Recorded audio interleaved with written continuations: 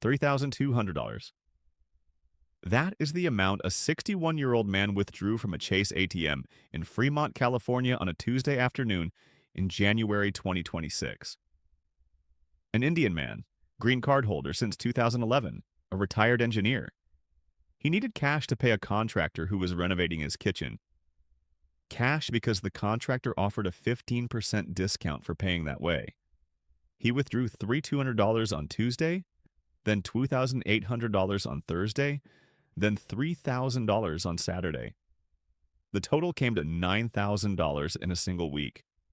All from his own savings account, all perfectly legal, all his own money. 12 days later, he received a letter from Chase Bank.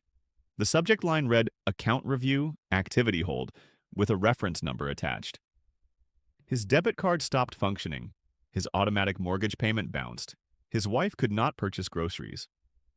26 days after that first ATM withdrawal, two agents from Homeland Security Investigations appeared at his door carrying a folder. Inside that folder were 6 months of transaction records, his 2024 tax return, and a printed map displaying every ATM location he had visited over the previous 90 days. They asked him one question: "Are you sending money to anyone overseas?" He was not. He was paying a contractor. But the system did not distinguish between contractors and suspicious activity. The system identified a pattern: repeated cash withdrawals below the reporting threshold, increasing frequency, a total approaching $10,000, and it generated a suspicious activity report. That report traveled from Chase Bank to FinCEN to the Department of Homeland Security in under 72 hours. He was cleared after 41 days, but he spent $4,300 on an immigration attorney. His mortgage company charged a $200 late fee. His credit score dropped 38 points. This is what can happen when you do not understand how cash monitoring works. Rules that no bank will explain to you, that no immigration officer will warn you about, and that very few sources have ever broken down with the level of detail Timothy is about to walk you through right now on US Updates Hub. Today, Timothy is going to show you 5 invisible tripwires that may be hidden inside every ATM transaction you make, 5 rules that can connect your cash withdrawals directly to the Department of Homeland Security, and 5 steps to help protect yourself starting tonight. Let us begin. In 2026, the United States government may monitor cash transactions through 3 separate systems running simultaneously. The first system is the Currency Transaction Report. Under the Bank Secrecy Act of 1970, codified at 31 United States Code. Section 53113, every bank in America is required to file a report with FinCEN, the Financial Crimes Enforcement Network, for any cash transaction exceeding $10,000 in a single business day. This is automatic. The teller does not ask your permission. The report includes your full name, social security number, address, date of birth, and the transaction amount. The second system is the Suspicious Activity Report, under 31 United States Code Section 5318, and its implementing regulation, 31 CFR Section 1020.320. Banks are required to file a SAR for any transaction of $5,000 or more, or any pattern of transactions that the bank knows, suspects, or has reason to suspect involves funds derived from questionable activity, appears designed to circumvent reporting requirements, or has no lawful purpose the bank can identify. There is no minimum dollar amount if the bank suspects improper activity involving an insider. There is no minimum if a pattern suggests structuring. The third system involves what is commonly referred to as the $3,000 rule. Under 31 CFR Section 1010.415, any purchase of a monetary instrument, including a money order, cashier's check, bank draft, or traveler's check, involving cash between $3,000 and $10,000 requires the financial institution to record and verify your identity, including your name, date of birth, social security number or alien identification number, and address. This record is retained for 5 years and is available to FinCEN, the IRS, and law enforcement upon request, without requiring a warrant. Now here's what reportedly changed in 2026. On March 7, 2026, FinCEN reportedly issued an expanded geographic targeting order covering money service businesses in Arizona, California, New Mexico, and Texas. This order reportedly lowered the currency transaction report threshold from $10,000 down to $1,000 for cash transactions in designated border counties and zip codes. Areas reportedly covered include Maricopa County in Arizona, Pima County in Arizona, El Paso County in Texas, Webb County in Texas, and San Diego County in California, among others. The stated purpose behind this expansion, according to official statements, was to combat the flow of funds connected to illegal narcotics trafficking. However, the practical challenge is that a geographic targeting order does not distinguish between someone engaged in unlawful activity and an ordinary person conducting routine personal transactions. The system captures everyone within the designated zones. Now let Timothy walk you through the 5 potential traps.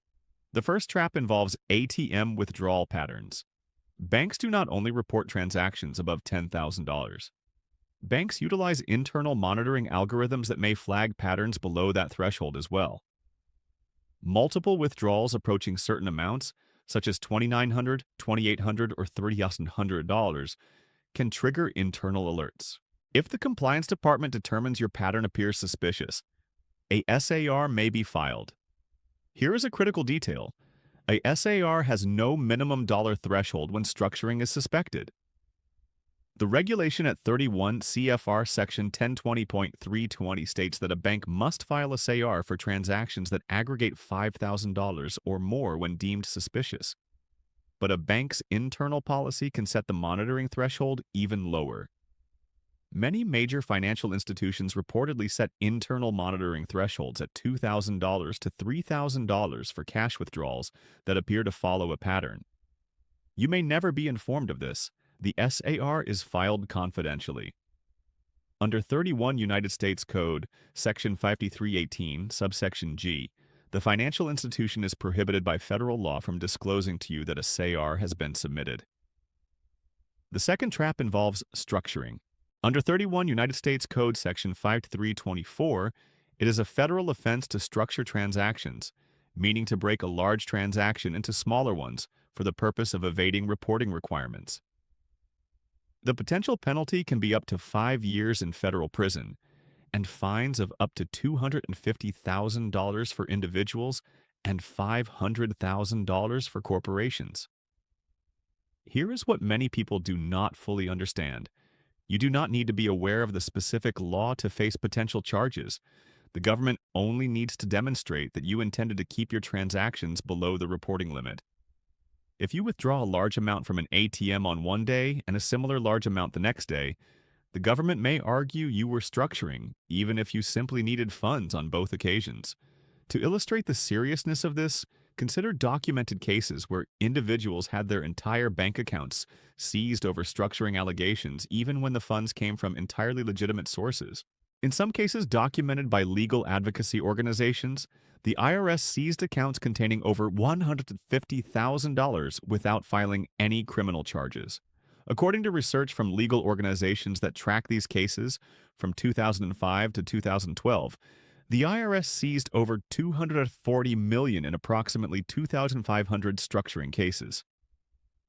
Roughly 1/3 of those cases involved no other allegation beyond deposits or withdrawals below $10,000. The third trap involves the lowered threshold in border areas. If you live in or travel through the expanded geographic targeting order zones, reportedly effective from March 2026 through September 2026, money service businesses may be required to file a currency transaction report for any cash transaction between $1,000 and $10,000. This can include check cashing, money orders, wire transfers, and currency exchanges. The report goes directly to FinCEN.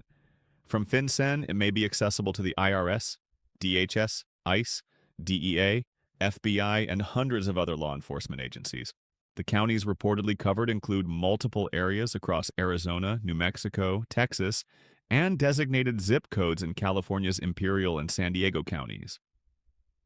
If you visit family in a border area and cash a check for $2,500 at a check cashing location, a report may be filed with your full identification. There is no exemption based on immigration status. There is no exemption for citizens. Everyone within the designated zones is subject to the same reporting requirements. The fourth trap involves the connection between financial reports and immigration enforcement. When a SAR is filed, it enters the FinCEN database.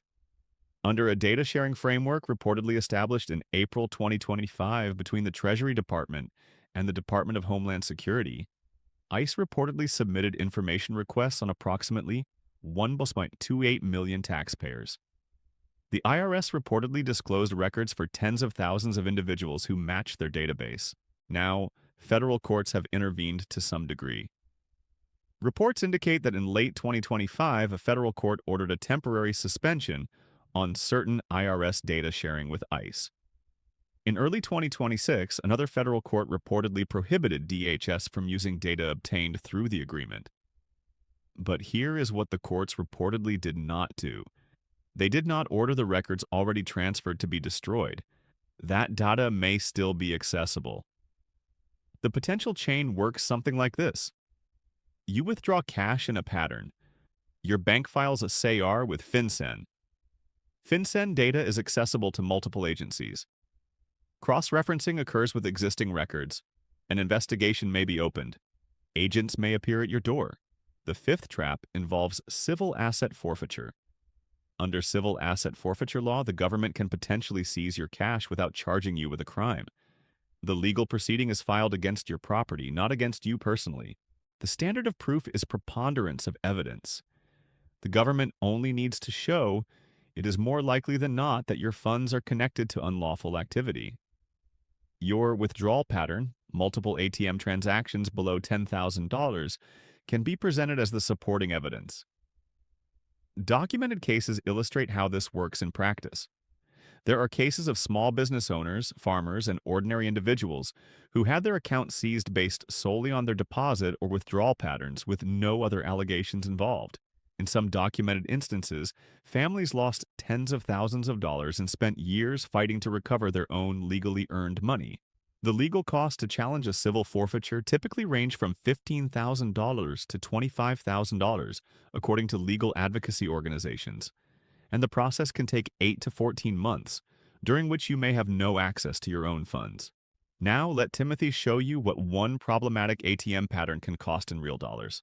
In one scenario, imagine you withdraw $8,000 from an ATM over 4 days. The bank files a SAR. Your account may be frozen for review. Average freeze duration can range from 21 to 60 days according to banking compliance data. During that freeze, you might miss a mortgage payment, resulting in a late fee of around $200. Your credit score could drop 25 to 40 points.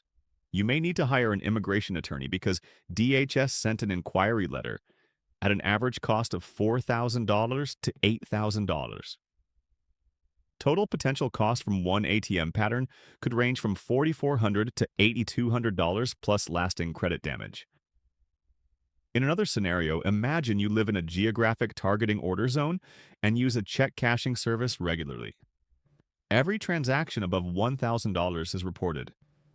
If you cash bi-weekly paychecks of $2,200, that could result in 26 CTRs filed over 1 year.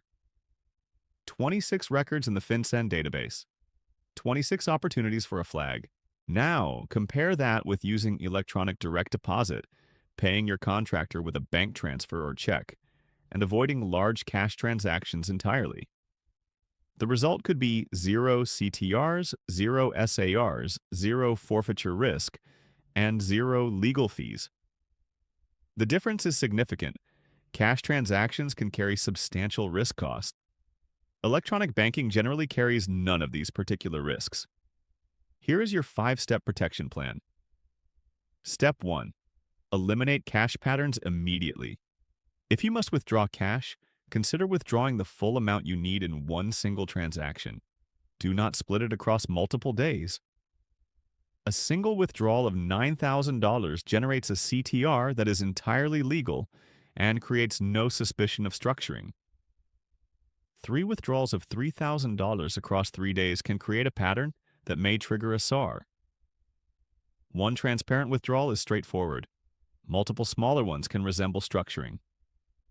Be transparent and take what you need all at once. Step 2. Switch to electronic payments wherever possible. Pay contractors with bank transfers, digital payment services, or checks. These transactions generally do not trigger CTRs or SARs because they are not cash transactions. The $3,000 rule under 31 CFR 1010.415 applies specifically to cash purchases of monetary instruments. Electronic transfers are generally exempt from this particular rule. A $10,000 electronic payment generates 0 federal cash reports. A $10,000 cash withdrawal generates a CTR automatically. Same money, same purpose, completely different consequences. Step 3. Know your geography. If you live in or travel through Arizona, California border areas, New Mexico, or Texas border counties, understand that the reporting threshold may be $1,000, not $10,000. Consider avoiding check cashing services or money service businesses for amounts above $1,000 in these areas unless absolutely necessary. Use a bank with direct deposit instead. Open a checking account if you do not have one. Have your employer deposit directly. Minimize cash handling entirely in geographic targeting order zones. Step 4. Keep documentation for every large transaction. If you withdraw $5,000 to pay a contractor, keep the contractor's invoice, the receipt, the contract, and photographs of the work being performed. If you purchase a used vehicle for $8,000 in cash, keep the bill of sale, the seller's information, and the vehicle registration. If any agency ever questions your transaction, you need to be able to demonstrate legitimate purpose quickly and clearly.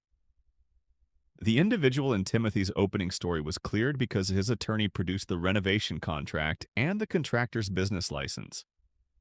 Without those documents, the investigation could have continued for months. Step 5. Never sign anything under pressure. If federal agents appear at your home or business and present any document, especially one related to forfeiture of assets, do not sign. Say these words clearly. I would like to speak with my attorney before signing any documents. That is all you need to say. Do not explain further. Do not argue. Do not apologize. Simply state that you want to consult with your attorney. There are documented cases where individuals signed forfeiture documents under pressure and lost substantial amounts of their legally earned money as a result. You are not required to forfeit your property without a court order. You are not required to answer questions without legal counsel. Your constitutional rights protect you in these situations. Exercise them. Now let Timothy explain what can happen to your family when these protections are not in place. When accounts are frozen, families can lose access to funds needed for basic necessities. Automatic payments for insurance, utilities, and mortgages can fail. Joint accounts held with family members, including children's college savings accounts, can also be affected if they are linked to the same banking profile.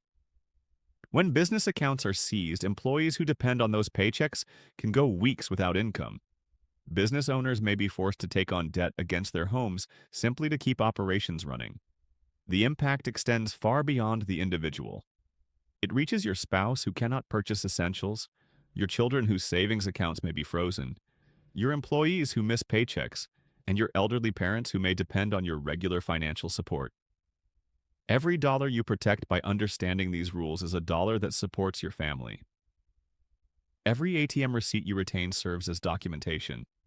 Every electronic transfer you make instead of a cash withdrawal can serve as a barrier between your family and a potential federal inquiry. Let Timothy give you the final summary.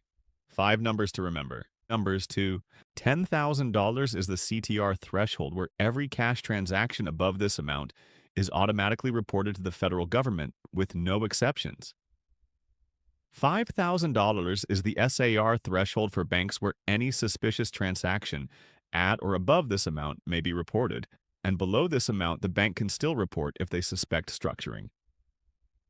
$3,000 is the monetary instrument recording threshold, where your identity is verified and recorded for any cash purchase of a money order, cashier's check, or bank draft at or above this amount, and this record may exist for 5 years.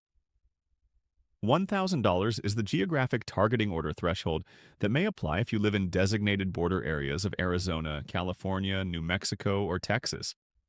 And 0 is the minimum threshold for a SAR when the bank suspects improper activity, meaning there is no floor, and a compliance officer can file a SAR on any amount if your behavior pattern appears suspicious. 5 numbers, 5 traps, 5 protections. 5. If this video helped you understand something that is not commonly explained elsewhere, hit the like button right now. It costs you nothing, but it tells the algorithm to show this video to the next person who needs this information before it is too late. Subscribe to US Updates Hub. Turn on the notification bell so you never miss critical updates when new rules are announced.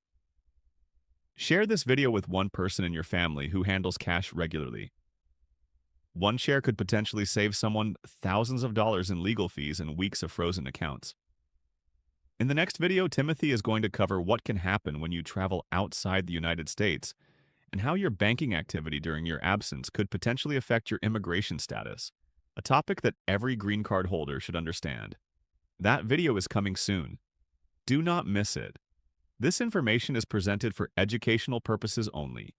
This is not financial or legal advice. Please do your own research and consult with qualified professionals regarding your specific situation.